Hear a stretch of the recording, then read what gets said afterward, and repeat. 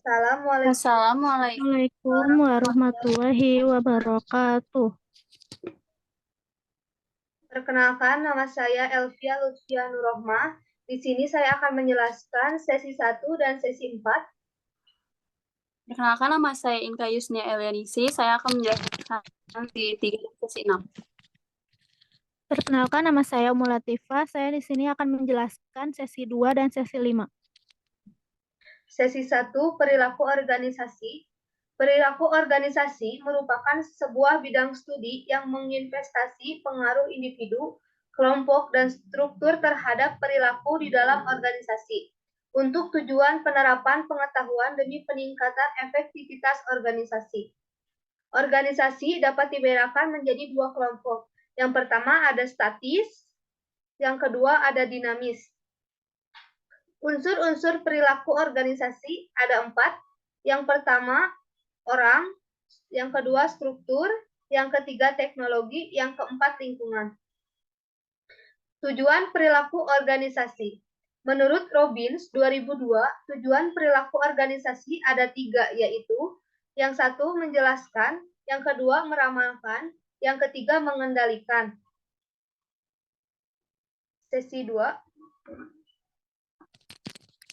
Selanjutnya sesi 2 yaitu keragaman dalam organisasi.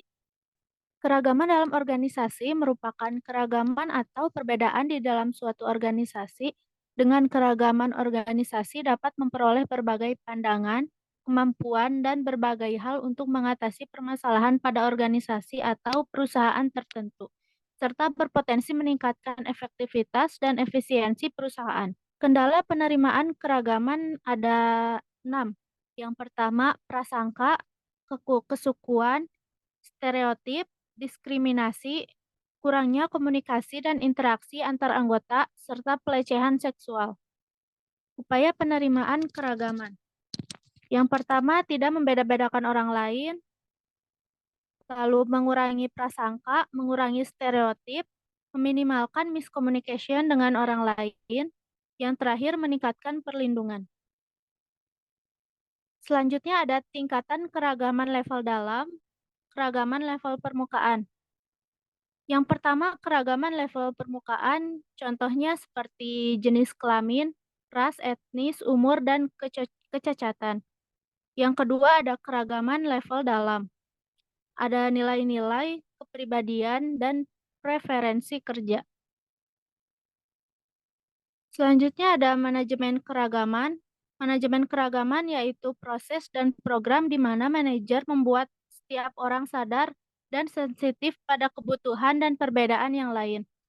Sehingga manajemen keragaman yang efektif mampu meningkatkan keberhasilan organisasi untuk menggali keahlian, kemampuan, dan ide terluas yang mungkin dimiliki para pekerjanya.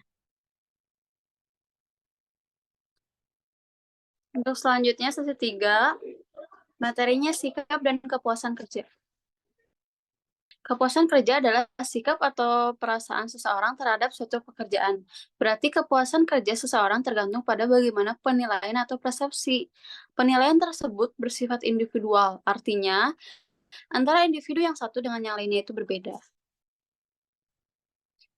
Kepuasan kerja merupakan salah satu faktor yang sangat penting untuk mendapatkan hasil kerja yang optimal. Ketika seorang merasakan kepuasan dalam bekerja, tentunya ia akan berupaya semaksimal mungkin dengan segenap kemampuan yang dimilikinya untuk menyelesaikan tugas pekerjaannya. Macam-macam sikap kerja ada 5, yaitu kerja ikhlas, kerja mawas terhadap emosional, kerja keras, kerja cerdas, dan kerja tuntas. Menurut JDI, faktor penyebab kepuasan kerja diantaranya bekerja pada tempat yang tepat, yang kedua pembayaran yang sesuai, ketiga organisasi dan manajemen, keempat supervisi pada pekerjaan yang tepat, dan kelima orang yang berada dalam pekerjaan yang tepat juga. Selanjutnya sesi 4, emosi dan suasana hati. Emosi dan suasana hati, kita butuh mengklarifikasi 3 istilah yang berkaitan secara dekat, yaitu ada afek, emosi, dan suasana hati. Afek adalah sebuah istilah umum yang mencakup beragam perasaan yang dialami orang. Emosi adalah perasaan-perasaan intens yang ditunjukkan kepada seseorang atau sesuatu. Yang terakhir ada suasana hati. Adalah perasaan-perasaan yang cenderung kurang intens dibanding emosi dan seringkali tanpa rangsangan kontekstual. Dasar emosi. Emosi mencakup rasa marah, jijik, antusias, iri, takut, frustasi, kecewa, malu, bahagia, benci, berharap, cemburu, gembira, cinta, bangga, terkejut, dan sedih. René Descartes yang seringkali disebut sebagai pendiri filsafat modern menyebutkan 6 nafsu sederhana dan primitif: rasa kagum, cinta, benci, hasrat, gembira, dan sedih, dan menyatakan bahwa yang satu terdiri atas beberapa atau merupakan bagian dari keenam emosi tersebut. Beberapa aspek emosi. Ada biologi emosi, frekuensi, intensitas, durasi. Fungsi emosi. Emosi membantu kita dalam memberi makna dalam setiap peristiwa. Sumber emosi dan suasana hati. Intensitas afek, hari dalam seminggu dan waktu dalam sehari, stres, aktivitas sosial, tidur, olahraga, usia, dan gender. Kesimpulan. Emosi adalah perasaan-perasaan intens yang ditunjukkan kepada seseorang atau sesuatu. Suasana hati adalah perasaan-perasaan yang cenderung kurang intens dibanding emosi, dan seringkali tanpa rangsangan kontekstual. Emosi dan suasana hati memiliki kemiripan karena keduanya bersifat afektif. Tetapi dua hal ini juga berbeda. Suasana hati adalah lebih umum dan kurang kontekstual dibandingkan emosi. Selanjutnya sesi 5 yaitu kepribadian dan nilai. Yang pertama ada kepribadian. Kepribadian merupakan kecenderungan psikologis seseorang untuk melakukan tingkah laku sosial tertentu, baik berupa perasaan, berpikir, sikap, dan berkehendak maupun perbuatan. Faktor penentu kepribadian ada 2. Yang pertama faktor keturunan, yang kedua ada faktor lingkungan. Sifat kepribadian yang mempengaruhi perilaku organisasi ada 6. Yang pertama evaluasi diri, yang kedua Machiavellianisme, yang ketiga narsisme, pemantauan diri, pengambilan resiko, serta kepribadian proaktif. Lalu selanjutnya ada nilai. Nilai menunjukkan alasan dasar bahwa cara pelaksanaan atau keadaan akhir tertentu lebih disukai secara pribadi atau sosial dibandingkan cara pelaksanaan atau keadaan akhir yang berlawanan.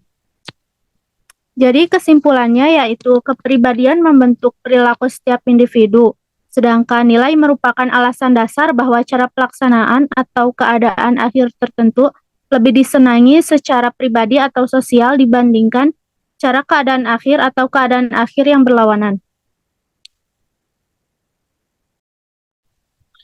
Untuk selanjutnya sesi 6 yaitu persepsi dan pengambilan keputusan.